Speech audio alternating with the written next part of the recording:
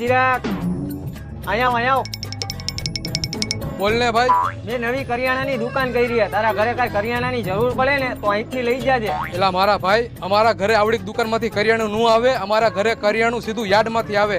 એ પણ ખટારા ભરે ને આવે. એવું છે ભાઈ? એમાં તેલના ડબ્બા આવી જાય, ઘઉંના બાચકા આવી જાય અને બાજરાના બાચકા આવી જાય. શું હોય? નાવાના હાબુ, કપડા ધોવાના હાબુ અને શેમ્પુ, એ બધાના બોક્સ ભરે ને આવે મારા ઘરે. વાહ ભાઈ વાહ. તો પછી ભાઈ હવે ભાઈ 1 કિલો ઘઉંનો લોટ આપો ને. 1 કિલો ઘઉંનો લોટ? એલા તમે ઘરમાં 5 જણા હો, તમારું કેમ પૂરું થાય 1 કિલો લોટમાં? એલા ભાઈ ખોટી ઊંચી ઘરમાં આ 1 કિલો લોટ તારા જ ઘરેથી મંગાવ્યો છે.